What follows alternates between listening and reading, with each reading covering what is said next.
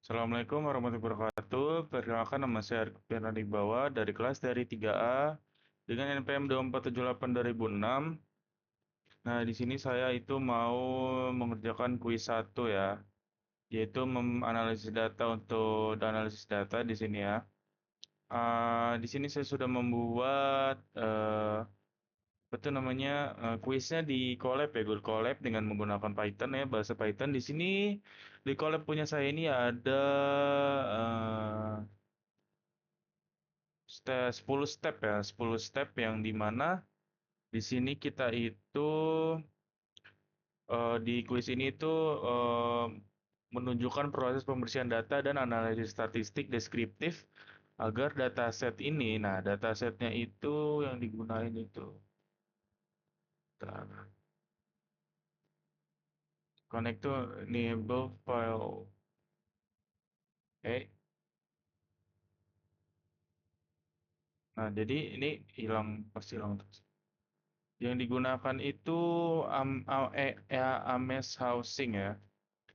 Ini nggak tahu kenapa setiap diulangin gitu hilang sendiri. Nah, jadi kita tuh di sini tujuan tuh memproses pembersihan data dan analisis statis deskriptif agar dataset ini siap digunakan untuk analisis yang lebih lanjut gitu kan. Nah, yang pertama di sini, oh ya, sebentar, kita ganti temanya itu. Terang banget ya.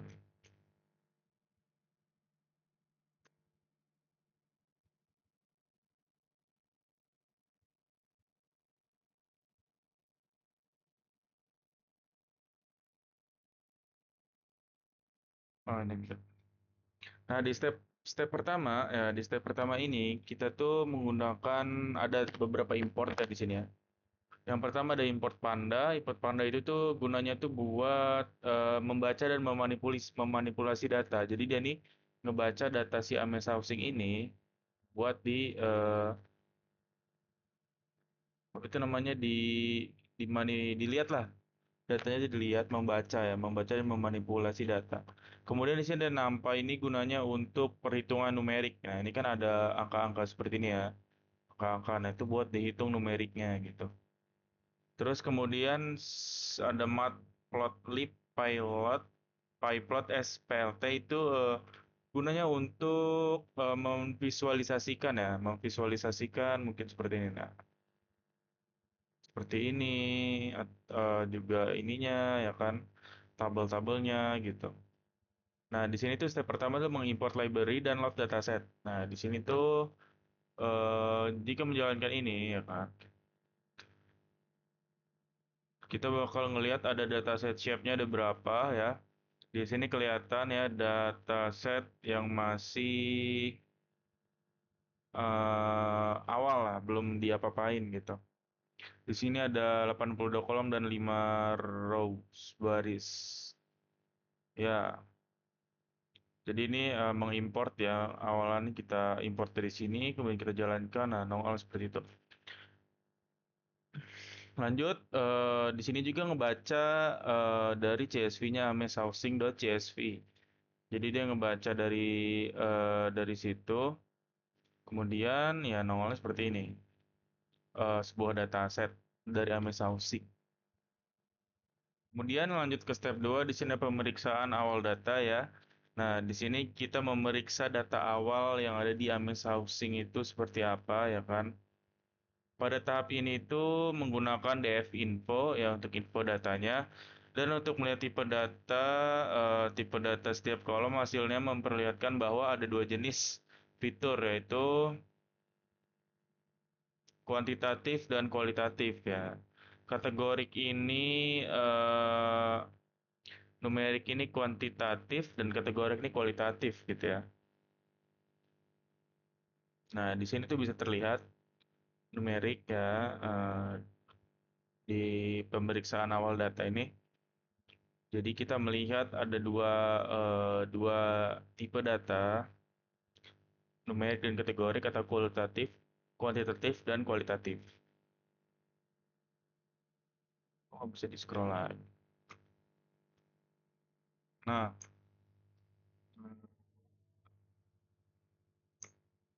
Selanjutnya di sini ada mencek duplikasi dan eh, inkonsistensi ya. Duh, ini kenapa lagi? Nah, selanjut lagi, cek duplikasi dan inkonsistensi. Nah, di sini itu untuk mencek ada duplikasi atau inkonsistensi nggak sih dari data si AMS Housing ini. Nah, di sini itu kita menggunakan namanya DF duplicated. Nah, ini untuk menghitung ada nggak sih duplikasi dan ada nggak sih duplikasi di AMS Housing dan CSV. Nah, hasilnya itu menunjukkan bahwa baris duplikat itu nol, tidak ada duplikasi dalam dataset AMS Housing ini. Dan juga di sini ada beberapa kolom dari neighborhood ya, dari neighborhood untuk memastikan itu tidak ada kesalahan penulisan atau ortologi yang tidak seragam gitu ya. Ini bisa dilihat contoh kategori dari kolom neighborhood, neighborhood, names, college, Old Town, Edwards, Summers, ya seperti itu. Kemudian dari ini bisa dilihat juga hasil itu sangat konsisten gitu ya, tidak ada anomali-anomali gitu ya, dan tidak ada duplikasi. Kemudian selanjutnya adalah cek missing value. Nah, di sini tuh kita melihat eh, ada nggak sih mendeteksi nilai kosong atau missing value. Nah, di sini saya itu menggunakan DFIS. Nah, sum sort values ya, dan juga menampilkan visualisasi dengan grafik batang. Grafik untuk ya ini grafik batang seperti ini ya. Untuk melihat kolom mana yang paling banyak kosongnya gitu. Ini bisa dilihat top missing value-nya ya yang paling banyak nih si pool QC, quality control kayaknya ya. Kenapa sih? Pool QC dan juga LE memiliki banyak missing value tinggi karena memang tidak semua rumah tuh punya kolam atau akses gang nih si LE. Kemudian untuk menanganinya kita pakai imputasi median untuk kolom numerik agar tidak dipengaruhi oleh outlier. Dan imputasi mode untuk kolom kategori karena mode adalah nilai yang paling sering muncul. Nah, ini di selanjutnya ya. Mode tuh pakai dua itu adalah median dan mode gitu ya. Alasannya adalah yang median untuk kolom numerik agar tidak dipengaruhi oleh outlier dan untuk penggunaan mode itu sendiri untuk kolom kategori karena mode adalah nilai yang paling sering muncul gitu. Coba ya ini jadi di step 4 itu ada cek missing value, dicek dulu ada apa aja ya kan yang sangat missing value di sini tuh PIL-QC, LE dan masih banyak lagi ya paling banyak PIL-QC, LE, miss feature, fence, mass VN air type. Dan di step 5 saya mengimputasi missing value, menghilangkan missing value itu dengan dua cara, yaitu median dan mode. Nah, kalau median itu strateginya itu untuk kolom numerik tuh agar tidak dipengaruhi oleh outlier. Jadi kolom numerik itu nggak dipengaruhi sama outlier sama sekali. Dan yang kedua ada mode. Mode itu untuk kolom kategori karena mode itu adalah nilai yang paling sering muncul di dataset ini. Maka di sini bisa dilihat missing value setelah imputasi itu jadi nol gitu, udah dihilangin sama saya menggunakan mode dan median. Selanjutnya di sini saya di step 6 ya melakukan deteksi dan bersihkan outlier IQR itu interquartile range ya. Nah, di sini eh, saya itu memilih variabel sell price eh, sebagai fokus utamanya ya. Ini menggunakan box plot juga. Pakai sell price di sini ada sebelum pembersihan dan juga udah setelah pembersihan ya jadi lebih rapi kan. Sebelum pembersihan ini acak adut dan setelah pembersihan itu jadi lebih rapi. Kemudian mengapa saya menggunakan sell price ini? Karena harga rumah tuh biasanya tuh sangat mungkin memiliki nilai ekstrim ya. Nilai ekstrim yang sangat-sangat fantastis, mungkin mahal gitu ya. Dan metode yang digunakan IQR, ya kan, IQR, pakai IQR. Yaitu mencari IQR itu sendiri adalah yaitu mencari nilai di luar batas bawah Q1, ya itulah. Jadi seperti ini. Apa?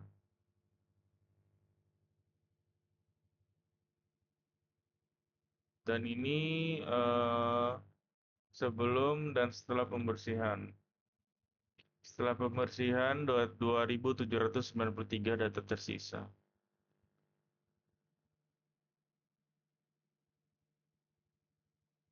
Outlier pada sell price 137 data dari total 2.930. Batas bawahnya adalah 3.500. Batasnya adalah berapa nih? 339.500 dan IQR 84.000. Dan ini setelah dibersihkan. Lanjut lagi ya ke step 7 nih ada statistik deskriptif kuantitatif. Nah, di sini itu di tahap itu saya menggunakan fungsi describe ya, describe untuk menghasilkan statistik deskriptif pada data numerik. Nah, ini Pak sampai miliaran kayaknya nih.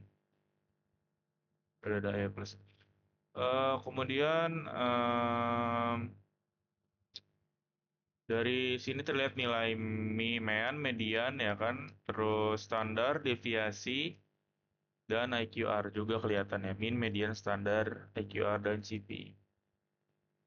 Nah, misalnya pada kolom apa ya? Mas-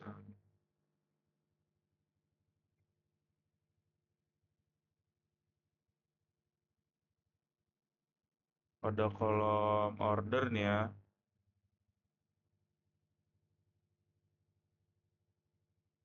ini minnya ini berarti dia hmm,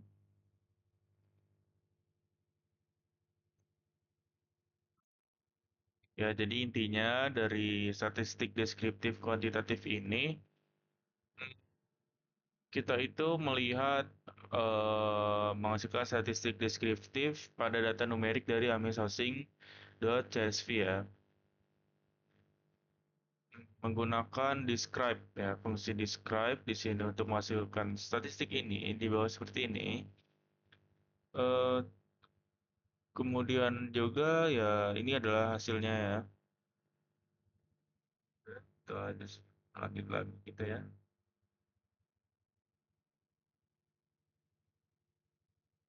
Ke statistik kualitatif. Nah, untuk data kategorik atau kualitatif ini, saya itu menghitung frekuensi dan persentase tiap kategorinya nih ya. Gunakan frekuensi di sini ya. Kita lihat, nah ini pakai Amazoning, kolom street, kolom alley, kolom land contour. Di sini tuh lengkap ya, ada Amazoning, ada street. Bisa dilihat nih ya, menunjukkan mayoritas data rumah berasal dari kawasan tersebut, yang berarti hasil analisa harga rumah bisa jadi dipengaruhi oleh lokasi yang dominan. Nah, ini line control alley di jalan, di alley, itu di mana ya? Kayak di bukit gitu kayak deh. Lot shape dan line controlnya seperti apa gitu. Jadi ini mempengaruhi lah, dipengaruhi oleh lokasi. Nah, ini ada beberapa lokasi. Jadi analisis harga rumah ini dipengaruhi banget sama lokasi-lokasi ini ya, the land control, lot shape dan lain-lain ini ya. Dengan kata lain, neighborhood itu merupakan faktor penting yang memengaruhi harga rumah ya, neighborhood. Neighborhood tetangga berarti. Lanjutnya di sini ada step 9 ya. Di step 9 ini ada memvisualisasikan data. Nah, memvisualisasikan kecil-kecil. Nah, di sini histogram, sell price, kunas, dan interpretasi. Nah, saya ini menggunakan Seaborn untuk memvisualisasikan. Nah, di sini tuh ada sebuah grafik dan ada garis hijau, garis merah, dan ada apanya nih? Kayak seperti garis seperti itu.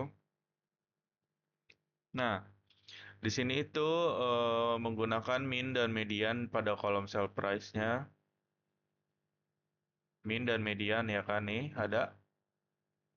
Kemudian di sini dari grafik terlihat ya.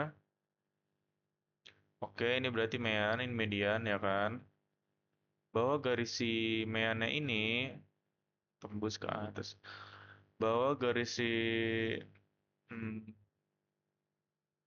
berada di kanan garis median ya kan. Ya ada kanan kiri, ini kiri kanan ya. Di kanannya garis si median dan nilai sinusnya itu positif. Sinusnya positif 0,672. Eh, Kemudian ini berarti distribusi harga rumah itu miring ke kanan. Sebagian besar rumah itu punya harga sedang, tetapi ada beberapa rumah yang harganya lebih tinggi nih. Sedang, ya kan? Sedang, ini tapi tinggi banget nih. Satu tinggi, terus ada yang sedang, turun ke bawah. Gitu, ini sedang, sedang, sedang, sedang, tapi ada beberapa yang naik tinggi nih. Seperti tiga ini nih. Ini kan rata nih. Ini tiga ini naik tinggi banget gitu. Hasil ini juga konsisten dengan analisis statistik deskriptif sebelumnya di mana mean lebih besar daripada median. Di mana min lebih besar daripada median. Nah, bisa dilihat ya nih, minnya meannya lagi gede banget tuh, mediannya cuma di bawahnya gitu lah ya, di bawahnya si mean itu tadi ya betul. Dan skor perasa itu positif ya 0,672. Oke, nah selanjutnya di sini tuh ada ringkasan dan penutupan, bahwa di sini kita setelah udah menganalisis data dari step-step sebelumnya ya kan, yang udah kita cek missing value-nya, tidak ada duplikasi data, tidak ada missing value-nya, yang dimana saya menggunakan dua cara, itu median dan mode, median atau mode. Kemudian outlier udah dideteksi, kemudian dibersihkan. Nah, langkah selanjutnya adalah kita di kode saya ini ngeprint sebuah Ames Housing yang udah di clean ya, udah di clean. Nah, ini nggak bisa, sabar ya. Kita jadi step satu, kita jalanin dari awal lagi.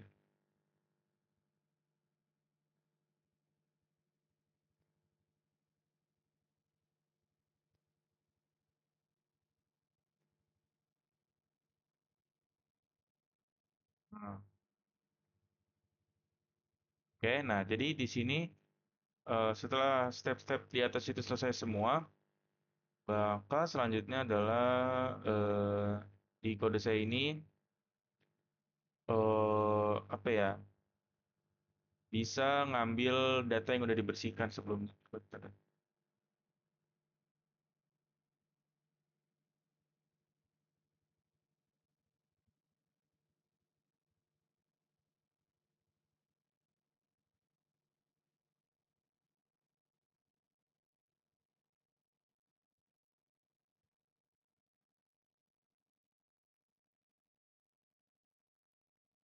Ya,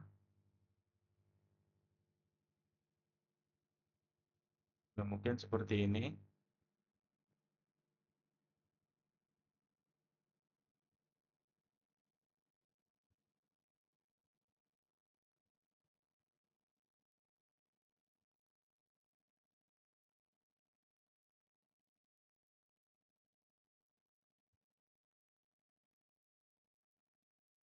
Ya, jadi bisa di-download gitu ya, dari langsung masuk ke dalam ininya, itu amazhousingclean.csv.